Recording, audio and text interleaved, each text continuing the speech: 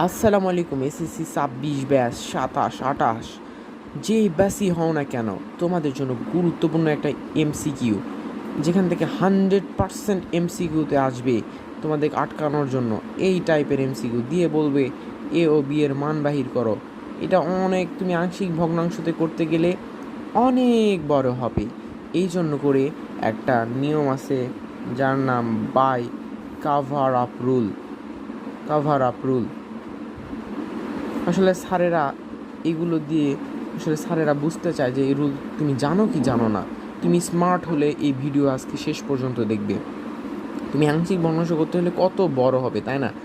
এই জন্য এই বাই কাভার আপ রুল কেমন, এই যেই পদটা তুমি মানটা বাহির করতে চাচ্ছ, এর মান, এর নিচে যা থাকবে তাকে তুমি মনে মনে শূন্য ধরবা, সেটা ইকুয়াল শূন্য।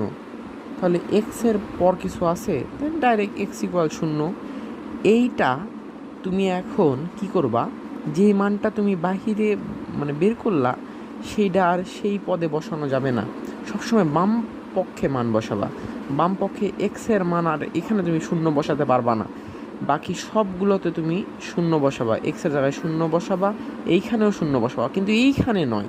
আমি কি বলছি ভালো মতো মাথায় রেখো, যেইখান থেকে তুমি মানটা বাহির করছো সেইখানে কিন্তু মানটা তুমি বসাইতে পারবা না।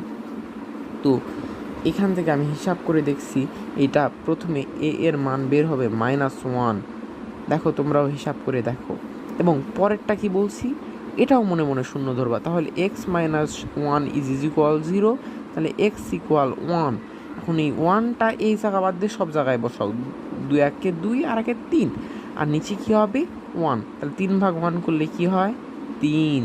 তাহলে বি এর মান হবে 3। এই যে ক নাম্বার হবে অ্যান্সার।